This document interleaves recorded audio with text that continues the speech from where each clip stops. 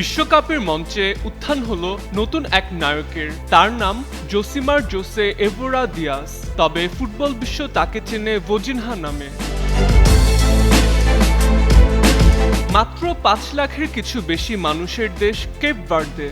বিশ্বকাপে প্রথমবারের মতো অংশ নেয়া এই ছোট্ট আফ্রিকান দেশটি ২০২৬ ফিফা বিশ্বকাপে মুখোমুখি হয়েছিল শক্তিশালী স্পেনের।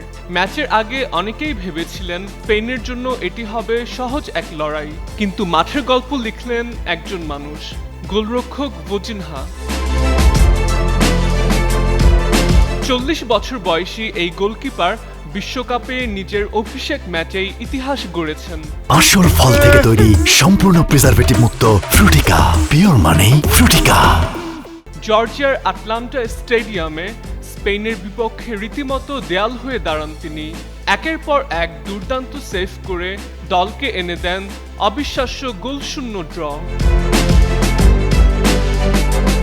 পুরো ম্যাচে স্পেন বলের দখল রেখেছিল প্রায় ৭৪%। তারা নেয় ২৭টি শট, কিন্তু ভোজিনহার সামনে যেন সব পথ বন্ধ হয়ে যায়। ম্যাচে তিনি করেন ৭টি গুরুত্বপূর্ণ সেভ এবং বিশ্বকাপ অভিষেকে ক্লিনশিট রাখা সবচেয়ে বয়স্ক গোলরক্ষকের রেকর্ড গড়েন। ম্যাচ শেষে আবেগ ধরে রাখতে পারেননি এই অভিজ্ঞ গোলরক্ষক। চোখে জল নিয়ে উদযাপন করেন নিজের জীবনের অন্যতম স্মরণীয় মুহূর্ত। ভোজিনহার নামের পেছনেও রয়েছে সুন্দর এক গল্প।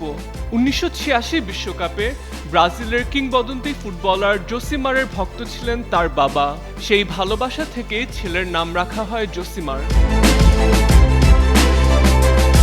২০১২ সাল থেকে কেপ ভার্দের জার্সিতে খেলছেন তিনি। বিশ্বকাপের আগে খেলেছেন ৮০টিরও বেশি আন্তর্জাতিক ম্যাচ।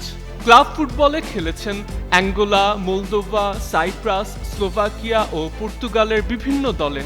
বর্তমানে তিনি পর্তুগিজ ক্লাব চাভেসের হয়ে খেলছেন। স্পেনের বিপক্ষে দুর্দান্ত পারফরম্যান্সের পর সামাজিক যোগাযোগ মাধ্যমেও শুরু হয় ভোজিনহা ঝড়। ম্যাচের আগে তার ইনস্টাগ্রাম অনুসারী ছিল প্রায় ৪৫,০০০।